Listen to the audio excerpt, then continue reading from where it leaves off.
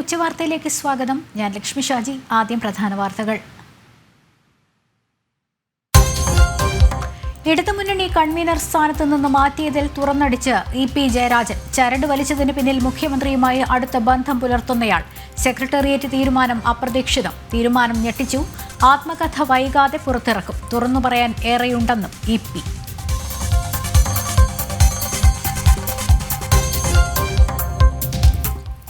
ആഭ്യന്തര വകുപ്പിനെ വെല്ലുവിളിച്ച് വീണ്ടും പി.വി. അൻവർ എം.എൽ.എ. എ.ഡി.ജി.പി. എം.ആർ. അജിത് കുമാർ കൊടും ക്രിമിനൽ. പ്രവർത്തനം അധോലോക നായകൻ ദാവൂദ് ഇബ്രാഹിമിനെ കടത്തിവെട്ടുന്നത്. മുഖ്യമന്ത്രിയുടെ പ്രൈവറ്റ് സെക്രട്ടറി പി. ശശിക്കെതിരെയും വിമർശനം. മലപ്പുറം മുൻ എസ്.പി. സുജിത് ദാസുമായുള്ള കൂടുതൽ സംഭാഷണം പുറത്തുവിട്ട് എം.എൽ.എ.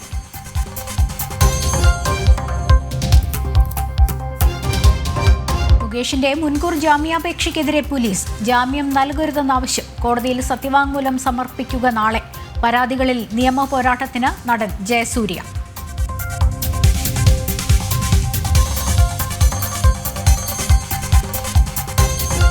സിനിമാ മേഖലയിൽ പിടിമുറുക്കി മട്ടാഞ്ചേരി മാഫിയ. ലഹരി കള്ളക്കടത്ത് ഇടപാടുകളും ചർച്ച. പുതിയ ചർച്ചകൾ ഹേമ കമ്മിറ്റി റിപ്പോർട്ട് പുറത്തുവന്നതിന് പിന്നാലെ.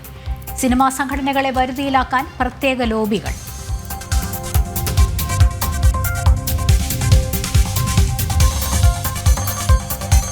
ബംഗ്ലാദേശിൽ ഹിന്ദുക്കൾക്ക് നേരെ അതിക്രമം തുടരുന്നു. ഇസ്ലാമിസ്റ്റുകളെ ഭയന്ന് കൂട്ടത്തോടെ രാജിവെച്ച ഹിന്ദു അധ്യാപകർ. ഒരാഴ്ചക്കിടെ രാജിവെച്ചത് 50 പേർ.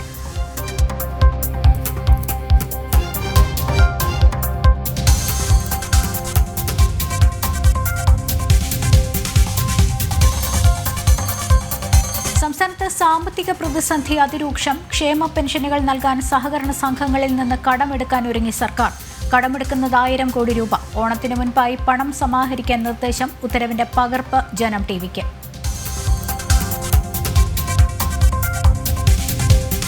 കനവ് ബേബി എന്ന കെ.ജെ. ബേബി വയനാട് നടവയൽ വീട്ടിൽ മരിച്ച നിലയിൽ. കെ.ജെ. ബേബി സാഹിത്യ സാംസ്കാരിക പ്രവർത്തകൻ. കേരള സാഹിത്യ അക്കാദമി പുരസ്കാരം നേടി. പിന്നാക്ക വിഭാഗങ്ങളുടെ ക്ഷേമത്തിനായി പോരാടിയ ജീവിതം.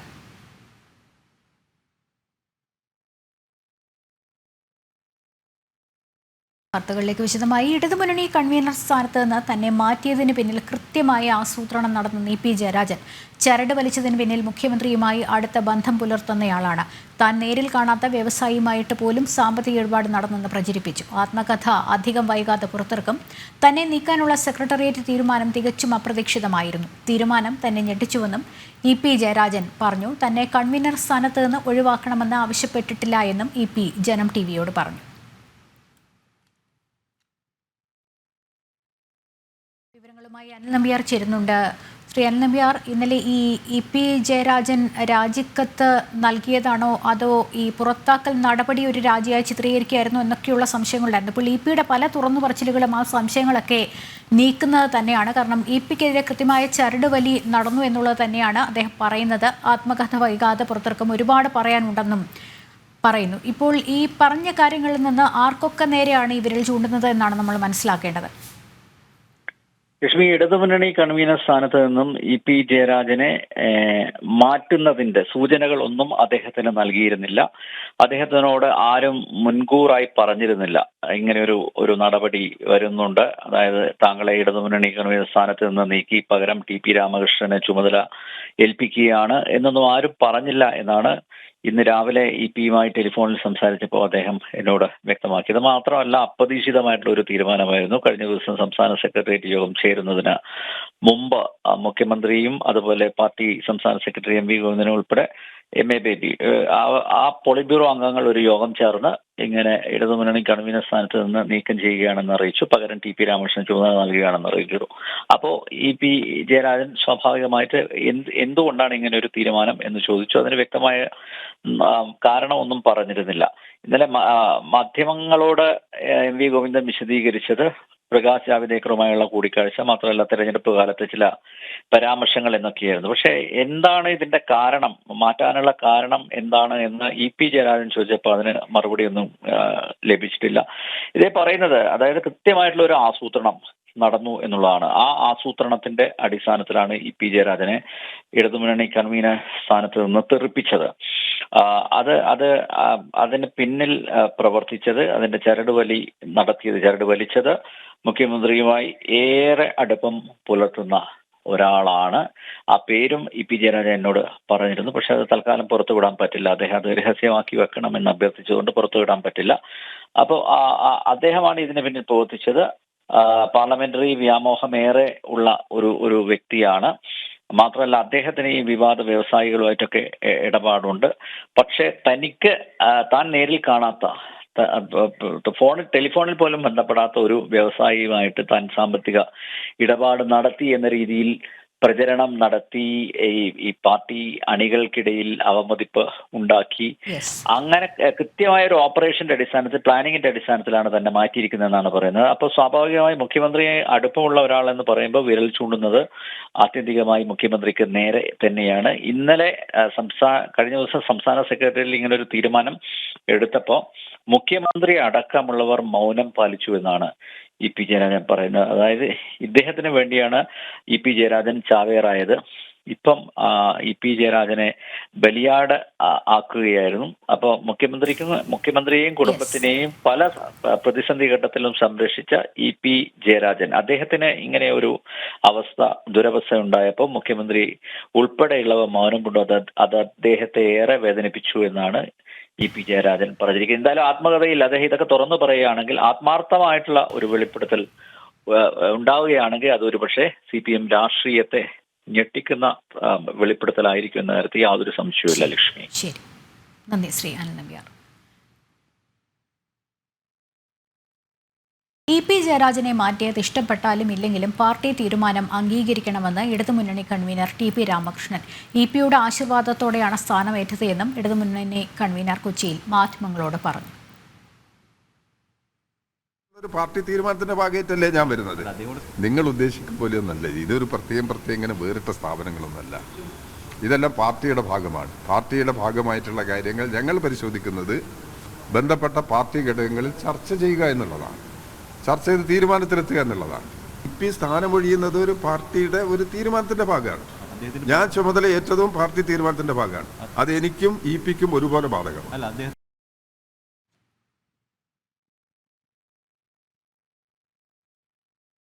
മുകേഷിനെതിരെ തൃശൂരിലും കേസ്. വടക്കാഞ്ചേരി പോലീസ് സ്റ്റേഷനിലാണ് ആലുവ സ്വദേശിയായ നടി പരാതി നൽകിയത്. വാഴാലിക്കാവിൽ നടന്ന ഷൂട്ടിംഗ് ചിത്രീകരണത്തിനിടെയായിരുന്നു സംഭവം. വിവരങ്ങളുമായി മനോജ് ഇരുന്നു. മനോജ്, മുകേഷിന് വീണ്ടും കുരുക്ക് മുറുകുകയാണ്. മുൻകൂർ ജാമ്യാപേക്ഷ കോടതി പരിഗണിക്കാനൊക്കെ ഇരിക്കുകയാണ്. അതിന്മേൽ വാദമൊക്കെ തുടങ്ങാനിരിക്കുമ്പോഴാണ് വീണ്ടും ഒരു കേസ് വന്നിരിക്കുന്നത്. ആലുവ സ്വദേശിയായ നടി ഈ പരാതിയിൽ എന്തൊക്കെ കാര്യങ്ങൾ പറയും? ലക്ഷ്മി, മുകേഷിനെതിരെ പ്രതിഷേധങ്ങൾ ശക്തമാകുമ്പോഴാണ് ഇത്തരത്തിൽ വീണ്ടും കുരുക്ക് മുറുകുന്നത്. നാടകമേ ഉലകം എന്ന സിനിമയുടെ ചിത്രീകരണത്തിനിടെയാണ് തൃശൂർ വടക്കാഞ്ചേരിയിലെ ഹോട്ടലിൽ വെച്ച് മുകേഷ് അപമര്യാദയായി പെരുമാറിയെന്ന ഈ ആലുവ സ്വദേശിയായിട്ടുള്ള നടിയുടെ പരാതി. ഈ പരാതിയിന്മേലാണ് വടക്കാഞ്ചേരി പോലീസ് കേസെടുത്തിട്ടുള്ളത്. വടക്കാഞ്ചേരിയിലെ ഹോട്ടൽ മുറിയിൽ വെച്ച് തന്നെ കയറി പിടിക്കാൻ ശ്രമിച്ചെന്നും കിടക്കയിലേക്ക് തള്ളിയിട്ടെന്നുമൊക്കെയാണ് ഈ പരാതിയിൽ പറയുന്നത്. നടിയുടെ മൊഴി രേഖപ്പെടുത്തിയിരുന്നു. തുടർന്നാണ് ഇത്തരത്തിലൊരു നടപടിയിലേക്ക് പോലീസ് കടന്നിട്ടുള്ളത്. വടക്കാഞ്ചേരി പോലീസാണ് ഈ കേസുമായി ബന്ധപ്പെട്ട് മുന്നോട്ട് പോകുന്നത്. തുടർ അന്വേഷണത്തിനായി പ്രത്യേക അന്വേഷണ സംഘത്തിന് ഈ കേസ് കൈമാറുമെന്നും അറിയിച്ചിട്ടുണ്ട്. എന്തായാലും ഈ ശക്തമായിട്ടുള്ള പ്രതിഷേധങ്ങൾ മുകേഷിനെതിരെ നടക്കുന്നുണ്ട്. ഇത്തരത്തിൽ ഈ മുൻകൂർ ജാമ്യാപേക്ഷയൊക്കെ പരിഗണിക്കാനിരിക്കെ അതിൽ പോലീസും കൃത്യമായിട്ടുള്ള നിലപാട് വ്യക്തമാക്കിയിട്ടുണ്ട്. അതേസമയം തന്നെ മുകേഷിന്റെ MLA സ്ഥാനം രാജിവെക്കണമെന്ന ആവശ്യം ശക്തമായി തന്നെ തുടരുകയാണ്. CPM മുകേഷിനെ സംരക്ഷിക്കുന്ന നിലപാടാണ് സ്വീകരിച്ചിട്ടുള്ളത്. ഈ സമയത്താണ് കൂടുതൽ കുരുക്ക് മുറുകിക്കൊണ്ട് പുതിയ കേസുകൾ, അതായത് തൃശൂർ ജില്ലയിൽ ഉൾപ്പെടെ മുകേഷിനെതിരെ കേസ് രജിസ്റ്റർ ചെയ്തിട്ടുള്ളത്. ലക്ഷ്മി, മനോജാണ് വിവരങ്ങൾ നൽകിയത്. ലൈംഗിക പീഡന കേസിൽ മുകേഷിനെതിരെ പോലീസ് നാളെ സത്യവാങ്മൂലം സമർപ്പിക്കും. മുകേഷിന് മുൻകൂർ ജാമ്യം നൽകരുതെന്ന് പോലീസ് സെഷൻസ് കോടതിയിൽ ആവശ്യപ്പെടും. കേസിൽ വിശദമായ അന്വേഷണം വേണമെന്നും അറിയിക്കും. മറ്റന്നാളാണ് മുകേഷിന് മുൻകൂർ ജാമ്യ ഹർജി സെഷൻസ് കോടതി വീണ്ടും പരിഗണിക്കുക. ലൈംഗിക പീഡനക്കേസിൽ നടനും MLAയുമായ മുകേഷിന് മുൻകൂർ ജാമ്യം നൽകരുതെന്ന് അടുത്ത ദിവസം തന്നെ പോലീസ് സെഷൻസ് കോടതിയിൽ സത്യവാങ്മൂലത്തിലൂടെ അറിയിക്കും. മുകേഷിനെതിരെ ചുമത്തിയിട്ടുള്ളത് ബലാത്സംഗ കുറ്റമാണ്. കേസിൽ വിശദമായ അന്വേഷണവും ചോദ്യം ചെയ്യലും അനിവാര്യമാണെന്ന നിലപാടും പോലീസ് കോടതിയിൽ സ്വീകരിക്കും. കൂടാതെ മുകേഷിന് മുൻകൂർ ജാമ്യം നൽകിയാൽ തെളിവുകൾ നശിപ്പിക്കാനും കേസ് അട്ടിമറിക്കപ്പെടാനും സാധ്യതയുണ്ടെന്ന വാദവും പോലീസ് മുന്നോട്ട് വയ്ക്കും. ഒരുപക്ഷെ കസ്റ്റഡിയിൽ ചോദ്യം ചെയ്യണമെന്ന ആവശ്യവും ഉന്നയിച്ചേക്കുമെന്ന സൂചനകളും പുറത്തുവരുന്നുണ്ട്. മറ്റന്നാളാണ് മുകേഷിന്റെ മുൻകൂർ ജാമ്യ ഹർജി എറണാകുളം പ്രിൻസിപ്പൽ സെഷൻസ് കോടതി വീണ്ടും പരിഗണിക്കുന്നത്. ബ്ലാക്ക് മെയിലിംഗിന്റെ ഭാഗമാണ് പരാതിയെന്നും ഇതിനു തക്ക ഡിജിറ്റൽ തെളിവുകൾ തന്റെ പക്കൽ ഉണ്ടെന്നും മുകേഷ് നേരത്തെ തന്നെ കോടതിയെ അറിയിച്ചിട്ടുണ്ട്. മുകേഷ് നൽകുന്ന തെളിവുകളും പോലീസിന്റെ സത്യവാങ്മൂലവും അടക്കം പരിശോധിച്ചുകൊണ്ടായിരിക്കും കോടതി മുൻകൂർ ജാമ്യ ഹർജിയിൽ തുടർവാദം കേൾക്കുക. അതേസമയം ബ്ലാക്ക് മെയിലിംഗ് ആരോപണം പരാതിക്കാരിയായ നടി നിഷേധിച്ചിട്ടുണ്ട്. കഴിഞ്ഞ ദിവസങ്ങളിൽ മജിസ്ട്രേറ്റ് കോടതിയിൽ രഹസ്യമൊഴി നൽകിയിരുന്നു. കലണ്ടർ സിനിമയുടെ ചിത്രീകരണ കാലത്ത് മുകേഷ് കടന്നുപിടിച്ചെന്നായിരുന്നു ആലുവ സ്വദേശിനിയായ നടിയുടെ പരാതി. ജനം, കൊച്ചി. RDX സിനിമയുടെ നിർമ്മാതാക്കൾക്കെതിരെ കേസ്. വഞ്ചന, ഗൂഢാലോചന കുറ്റം എന്നിവ ചുമത്തിയാണ് നിർമ്മാതാക്കളായ സോഫിയ പോൾ, ജെയിംസ് പോൾ എന്നിവർക്കെതിരെ തൃപ്പൂണിത്തുറ പോലീസ് കേസെടുത്തത്. തൃപ്പൂണിത്തുറ മജിസ്ട്രേറ്റ് കോടതിയുടെ നിർദ്ദേശപ്രകാരമാണ് നടപടി. തൃപ്പൂണിത്തുറ സ്വദേശി അഞ്ജന എബ്രഹാമാണ് പരാതിക്കാരി. നിർമ്മാണത്തിനായി 6 കോടി നൽകിയ തനിക്ക് 30% ലാഭവിഹിതം നൽകാമെന്ന ഉറപ്പ് പാലിച്ചില്ല എന്നായിരുന്നു പരാതി.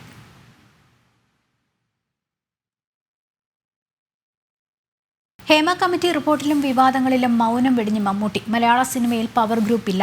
ഹേമ കമ്മിറ്റി റിപ്പോർട്ട് സ്വാഗതം ചെയ്യുന്നു. റിപ്പോർട്ടിലെ പ്രായോഗിക ശുപാർശകൾ നടപ്പാക്കണമെന്നും അതിനാവശ്യമായ നിയമനിർമ്മാണം നടത്തണമെന്നും മമ്മൂട്ടി സമൂഹമാധ്യമക്കുറിപ്പിലൂടെ ആവശ്യപ്പെട്ടു. വിവരങ്ങളുമായി കിരൺ കുമാർ ചേരുന്നുണ്ട്. കിരൺ, എന്താണ് വിവരങ്ങൾ? എന്താണ് ലക്ഷ്മി, ഹേമ കമ്മിറ്റി റിപ്പോർട്ട് പുറത്തു വന്നതിന് ശേഷം ഇത് ആദ്യമായിട്ടാണ് മമ്മൂട്ടി പ്രതികരിക്കുന്നത്.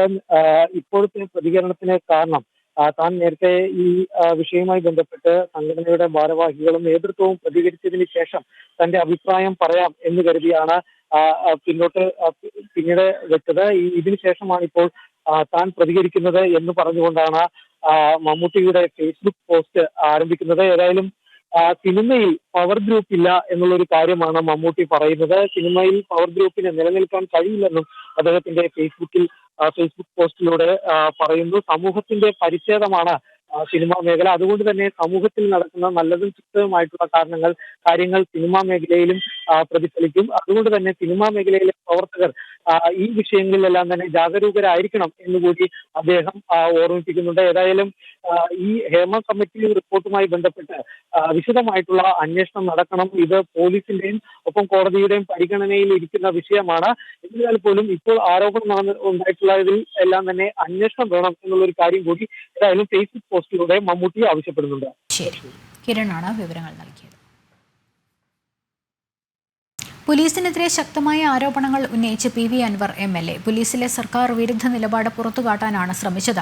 മുഖ്യമന്ത്രി പറയുന്നതിനപ്പുറം പ്രവർത്തിക്കുന്ന ഒരു ഗ്രൂപ്പ് പോലീസിൽ പ്രവർത്തിക്കുന്നുണ്ട്. MR അജിത് കുമാർ കുപ്രസിദ്ധ കുറ്റവാളിയാണ്. അജിത്തിനെതിരെ കൂടുതൽ തെളിവുകൾ ഇനിയും പുറത്തുവിടും. മുഖ്യമന്ത്രിയുടെ പൊളിറ്റിക്കൽ സെക്രട്ടറി P ശശി ഉത്തരവാദിത്വം നിറവേറ്റിയില്ലെന്നും അൻവർ കുറ്റപ്പെടുത്തി. പോലീസും MLA PV അൻവറും തമ്മിലുള്ള പോര് രൂക്ഷമാകുന്നതിനിടെയാണ് പുതിയ ആരോപണങ്ങളുമായി PV Anwar രംഗത്തെത്തുന്നത്. ADGP MR Ajith കുമാറിനെതിരെയാണ് ഗുരുതര ആരോപണങ്ങൾ ഉന്നയിച്ചിരിക്കുന്നത്. MR അജിത് കുമാർ ആളുകളെ കൊല്ലിച്ചിട്ടുണ്ടെന്നും റോൾ മോഡൽ ദാവൂദ് ഇബ്രാഹിം ആണോ എന്ന് സംശയിച്ചു പോകുമെന്നും അൻവർ MLA പറഞ്ഞു. പത്തനംതിട്ട SP സുജിത് ദാസിനെ കസ്റ്റംസിലുള്ള ബന്ധം കോഴിക്കോട് വിമാനത്താവളത്തിൽ സ്വർണം കടത്താൻ ഉപയോഗിക്കുന്നതെന്നും അദ്ദേഹം കൂട്ടിച്ചേർത്തു. മുഖ്യമന്ത്രി പറയുന്ന കാര്യങ്ങൾ കൃത്യമായി ഉൾക്കൊള്ളാതെ ഈ പാർട്ടിയെയും ഗവൺമെന്റിനെയും ഇല്ലായ്മ ചെയ്യാൻ പ്രവർത്തിക്കുന്ന ഒരു ഗ്രൂപ്പാണ് MR അജിത് കുമാറിന്റെ കൂടെയുള്ളതെന്നാണ് പ്രധാന ആരോപണം. ജനം, മലപ്പുറം. സംസ്ഥാനത്ത് സാമ്പത്തിക പ്രതിസന്ധി അതിരൂക്ഷമാണ്. ക്ഷേമ പെൻഷനുകൾ നൽകാൻ സഹകരണ സംഘങ്ങളിൽ നിന്ന് കടമെടുക്കാൻ ഒരുങ്ങുകയാണ് സംസ്ഥാന സർക്കാർ. കടമെടുക്കുന്നത് 1000 കോടി രൂപയായിരിക്കും. ഓണത്തിന് മുൻപായി പണം സമാഹരിക്കാനും നിർദ്ദേശമുണ്ട്. ഉത്തരവിന്റെ പകർപ്പ് ജനം TVക്ക് ലഭിച്ചു. കഴിഞ്ഞ കുറേ വർഷങ്ങളായി സംസ്ഥാനം രൂക്ഷമായ സാമ്പത്തിക പ്രതിസന്ധിയിലൂടെയാണ് കടന്നുപോകുന്നത്. ക്ഷേമ പെൻഷനുകൾ നൽകുന്നതിന് പോലും പണമില്ലാത്ത അവസ്ഥ. ഓണക്കാലത്തെ ചെലവുകൾക്കായി വീണ്ടും സർക്കാർ 3000 കോടി കടമെടുത്തു കഴിഞ്ഞു. പക്ഷേ ഇതുകൊണ്ടും പ്രതിസന്ധി മറികടക്കാൻ സർക്കാരിന് കഴിയില്ല. മുടങ്ങിയ ക്ഷേമ പെൻഷനുകൾ നൽകണമെങ്കിൽ 4500 കോടി രൂപയ്ക്കടുത്ത് കണ്ടെത്തണം. ഈ സാഹചര്യത്തിലാണ് സർക്കാർ വീണ്ടും സഹകരണ സംഘങ്ങളുടെ സഹായം തേടുന്നത്. സഹകരണ സംഘങ്ങളുടെ കൺസോർഷ്യം വഴി 1000 കോടി അടിയന്തരമായി കടമെടുക്കാനാണ് നീക്കം. ഉയർന്ന പലിശയും സർക്കാർ വാഗ്ദാനം ചെയ്യുന്നുണ്ട്. മുൻപ് ക്ഷേമ പെൻഷനുകൾ നൽകിയ വകയിൽ 1000 കോടിക്ക് മുകളിൽ സർക്കാർ സഹകരണ സംഘങ്ങൾക്ക് നൽകാനുണ്ട്. ഇതിനാൽ CPM നിയന്ത്രണത്തിലുള്ള സഹകരണ സംഘങ്ങൾ പോലും ഇപ്പോൾ സർക്കാരുമായി സഹകരിക്കുന്നില്ല. നേരത്തെ 2000 കോടി സമാഹരിക്കാൻ സർക്കാർ നീക്കം നടത്തിയപ്പോൾ ആകെ ലഭിച്ചത് 750 കോടി രൂപ മാത്രമാണ്. ഇതേ രീതിയിൽ സഹകരണ സംഘങ്ങൾ പണം നൽകിയില്ലെങ്കിൽ ഓണക്കാലത്ത് ട്രഷറി നിയന്ത്രണം മാത്രമാണ് സർക്കാരിന് മുന്നിലുള്ള പോംവഴി. ആർ രാജീവ്, ജനം, തിരുവനന്തപുരം.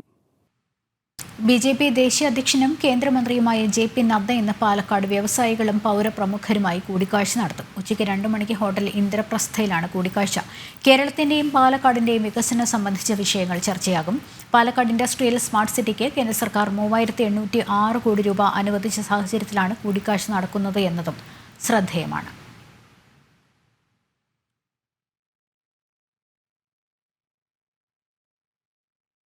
മള്ളിയൂരിന് ഇനി ഉത്സവകാലം. മള്ളിയൂർ മഹാഗണപതി ക്ഷേത്രത്തിലെ വിനായക ചതുർത്ഥി മഹോത്സവത്തിന് കൊടിയേറി. സെപ്റ്റംബർ 8-ന് ആറാട്ടോടുകൂടി ഉത്സവം സമാപിക്കും. ശ്രീഗണേശ മന്ത്രങ്ങളാൽ മുഖരിതമായിരുന്നു ക്ഷേത്രവും ക്ഷേത്ര പരിസരവും. ഉത്സവാരംഭ പുലരിയിൽ ഗണപതി ഹോമത്തോടെ ചടങ്ങുകൾക്ക് തുടക്കമായി. കളഭാഭിഷേകവും കൊടിക്കൂറ കൊടിക്കയർ സമർപ്പണവും നടന്നു. പഞ്ചവാദ്യത്തിന്റെ നാദപ്രഭയോടെ മള്ളിയൂർ ശ്രീ മഹാഗണപതി സ്വാമിയുടെ തിരുവുത്സവത്തിന് കൊടിയേറി.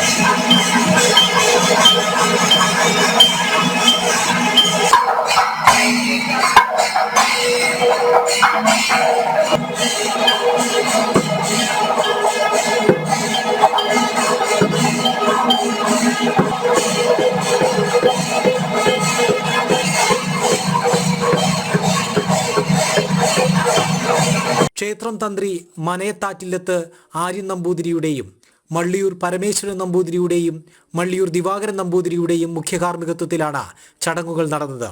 സെപ്റ്റംബർ 7-ന് വിനായക ചതുർത്ഥി ഉത്സവം പ്രൗഢഗംഭീരവും ആചാരപ്പെരുമയോടെയും ആഘോഷിക്കും. 10,008 നാളികേരങ്ങൾ കൊണ്ടുള്ള മഹാഗണപതി ഹോമവും ഗജപൂജയും ആനയൂട്ടും നടക്കും. ഈ സെപ്റ്റംബർ മാസം 7-ാം തീയതി വിനായക ചതുർത്ഥിയാണ്. അന്നേ ദിവസം 10,008 നാളികേരം കൊണ്ടുള്ള മഹാഗണപതി ഹോമം ആരംഭിക്കുന്നു. രാവിലെ 5:30-നാണ് ഗണപതി ഹോമം ആരംഭിക്കുന്നത്. ഏതാണ്ട് 11 മണിയോടുകൂടി ദർശനം ലഭിക്കുന്നതാണ്. അന്നേ ദിവസം അനവധി മേളപ്രമാണികൾ ഇവിടെ എത്തിച്ചേരുന്നു. പ്രഗത്ഭരായ കലാകാരന്മാരുടെ പ്രകടനങ്ങൾ ഉത്സവ ദിനങ്ങളിലുടനീളം ഗണേശ മണ്ഡപത്തിൽ അരങ്ങേറും. 8-ന് ആറാട്ടോടുകൂടിയാണ് ഉത്സവത്തിന് സമാപനമാകുക. ജനം, കോട്ടയം. ബംഗ്ലാദേശിൽ ഹിന്ദുക്കൾക്ക് നേരെ അതിക്രമം തുടരുന്നു. ഇസ്ലാമിസ്റ്റുകളെ ഭയന്ന് ഹിന്ദു അധ്യാപകർ കൂട്ടത്തോടെ രാജിവെക്കുകയാണ്. 50 അധ്യാപകരാണ് കഴിഞ്ഞ ഒരാഴ്ചക്കിടെ രാജിവെച്ചത്.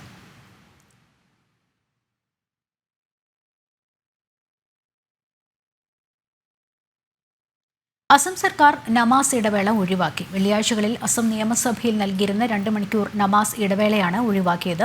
മുസ്ലിം MLA-മാർക്ക് നിസ്കരിക്കാനായാണ് നിയമസഭ 2 മണിക്കൂർ ഇടവേള എടുത്തിരുന്നത്. മതപരമായ പരിഗണനകളില്ലാതെ വേണം നിയമനിർമ്മാണ സഭ പ്രവർത്തിക്കേണ്ടത് എന്ന് മുഖ്യമന്ത്രി ഹിമന്ത ബിശ്വ ശർമ്മ പ്രതികരിച്ചു. 1937-ൽ ബ്രിട്ടീഷ് ഭരണകാലത്ത് മുസ്ലിം ലീഗ് കൊണ്ടുവന്ന കീഴ്വഴക്കമാണ് BJP സർക്കാർ എടുത്തുകളഞ്ഞത്. വെള്ളിയാഴ്ച ദിവസങ്ങളിൽ 2 മണിക്കൂർ നേരം മുസ്ലിം MLA-മാർക്കും മുസ്ലിം ജീവനക്കാർക്കുമായി നിയമസഭ ഇടവേളയെടുക്കുന്ന രീതി ഇനിയില്ല. ഏകകണ്ഠമായാണ് അസം നിയമസഭ തീരുമാനമെടുത്തത്. അസം മുഖ്യമന്ത്രി ഹിമന്ത ബിശ്വ ശർമ്മയാണ് വെള്ളിയാഴ്ചത്തെ ജുമാ ഇടവേള ഒഴിവാക്കിയതായി അറിയിച്ചത്. കൊളോണിയൽ ചിന്താഗതിയുടെ മറ്റൊരു അടയാളം കൂടി മാഞ്ഞു പോകുന്നുവെന്നായിരുന്നു ഹിമന്ത ബിശ്വ ശർമ്മയുടെ ആദ്യ പ്രതികരണം. മതപരമായ പരിഗണന ഇല്ലാതെ വേണം രാജ്യത്ത് നിയമനിർമ്മാണ സഭകൾ പ്രവർത്തിക്കേണ്ടതെന്നും ഹിമന്ത ബിശ്വ ശർമ്മ എക്സിൽ കുറിച്ചു. അതേസമയം NDA സഖ്യകക്ഷികളായ JDU-വും LJP-യും അസം സർക്കാരിന്റെ തീരുമാനത്തെ വിമർശിച്ച് രംഗത്തെത്തി. ജനം, ഡൽഹി. കൊൽക്കത്തയിലെ യുവ ഡോക്ടറുടെ ബലാത്സംഗ കൊലപാതകത്തിൽ മമതാ സർക്കാരിനെതിരായ പ്രതിഷേധം ശക്തമാകുന്നു. കൊൽക്കത്ത ഉൾപ്പെടെയുള്ള വിവിധ നഗരങ്ങളിൽ ഇന്നും പ്രതിഷേധം കനക്കുകയാണ്. വിവിധ മേഖലകളിൽ നിന്നുള്ളവർ ചേർന്ന് ഇന്ന് സെൻട്രൽ കൊൽക്കത്തയിലെ കോളേജ് സ്ക്വയറിൽ നിന്ന് മെഗാ പ്രതിഷേധ റാലി സംഘടിപ്പിക്കുന്നുണ്ട്. പ്രതിഷേധങ്ങൾ ശക്തമാകുന്ന പശ്ചാത്തലത്തിൽ മമതാ സർക്കാർ അടിയന്തര യോഗം വിളിച്ചിട്ടുണ്ട്.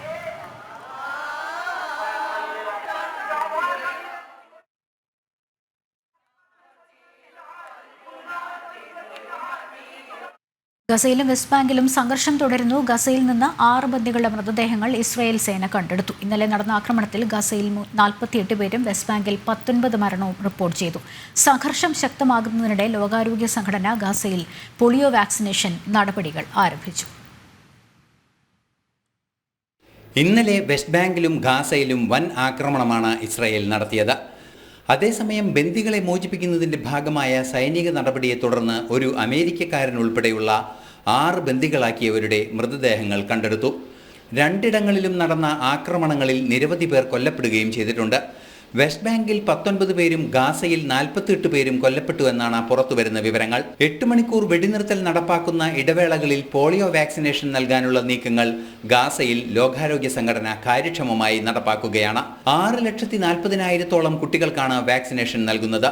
1 മുതൽ 10 വയസ്സുവരെയുള്ള കുട്ടികൾക്ക് വാക്സിൻ നൽകും. ഭൂലോകത്തു നിന്നും പോളിയോ പൂർണ്ണമായും തുടച്ചു മാറ്റാനുള്ള നീക്കങ്ങൾ നടക്കുന്നതിനിടെ യുദ്ധ സാഹചര്യമുണ്ടായത് പ്രതിരോധത്തെ ബാധിച്ചിരുന്നു.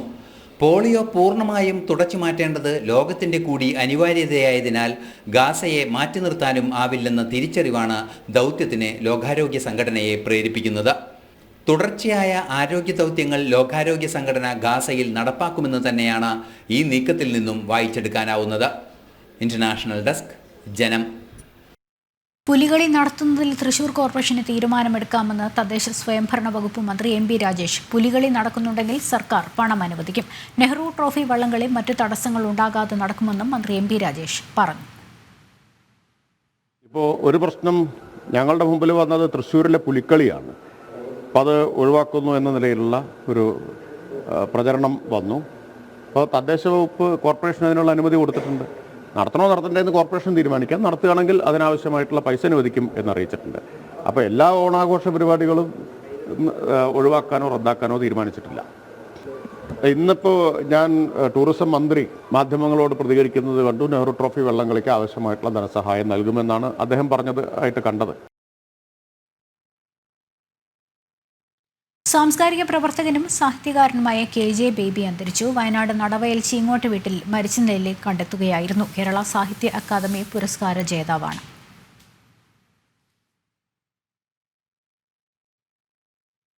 Asia Pacific business icon award Janam TV managing ഡയറക്ടറും ഉദയസമുദ്ര ഗ്രൂപ്പ് ചെയർമാനുമായ ഡോക്ടർ ചെങ്കൽ രാജശേഖരൻ നായർ ഏറ്റുവാങ്ങി.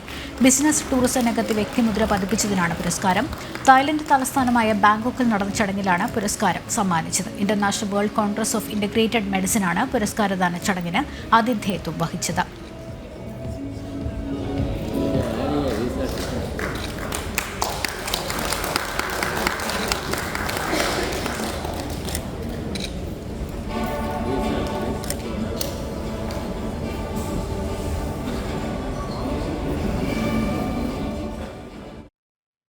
മൈജിയുടെ 121ാമത് ഷോറൂം സിനിമാ താരം ഷെയ്ൻ നിഗം കോഴിക്കോട് പേരാമ്പ്രയിൽ ഉദ്ഘാടനം ചെയ്തു. മികച്ച വിലക്കുറവും നിരവധി ഓഫറുകളുമായാണ് പുതിയ ഷോറൂം പ്രവർത്തനം ആരംഭിച്ചത്. ആധുനികതയും ഗുണമേന്മയും ഒരുമിക്കുന്ന മൈജി ഫ്യൂച്ചർ ഷോറൂമിൽ ഡിജിറ്റൽ ഗാഡ്ജറ്റ്സിനൊപ്പം home and kitchen appliances, glass, crockery items എന്നിവയും ലഭ്യമാണ്. മാത്രമല്ല 15 കോടി രൂപയുടെ സമ്മാനങ്ങളും ഡിസ്കൗണ്ടുകളുമായി എത്തുന്ന മൈജി ഓണം മാസോണം സീസൺ 2 ഭാഗമാകാനുള്ള അവസരമാണ് ഉപഭോക്താക്കൾക്ക് വന്നുചേർന്നിരിക്കുന്നത്. മൈജിയുമായുള്ളത് സുദൃഢമായ ബന്ധമാണെന്ന് ഉദ്ഘാടനം നിർവഹിച്ച ഷെയ്ൻ നിഗം പറഞ്ഞു. എനിക്ക് തോന്നുന്നത് 2019 ആദ്യം ചെയ്തത്.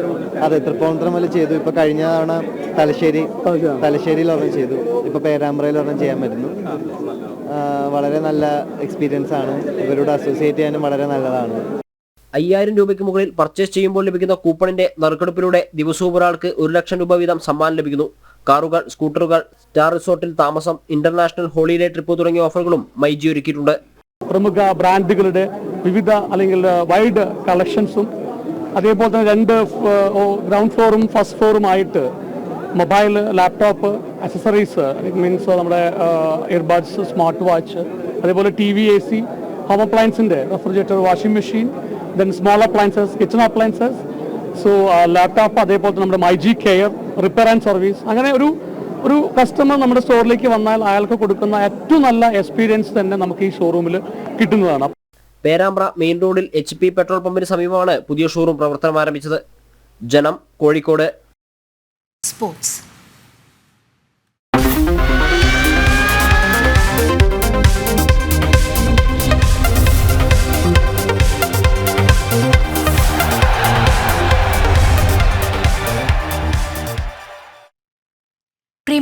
ഇന്ന് കരുത്തരുടെ പോരാട്ടമാണ്. ഓൾഡ് ട്രാഫോർഡിൽ നടക്കുന്ന മത്സരത്തിൽ മാഞ്ചസ്റ്റർ യുണൈറ്റഡ് ലിവർപൂളിനെ നേരിടും. പുതിയ പരിശീലകൻ ആർനെ സ്ലോട്ടിനൊപ്പം സീസണിൽ മികച്ച തുടക്കമാണ് ലിവർപൂളിന് ലഭിച്ചത്.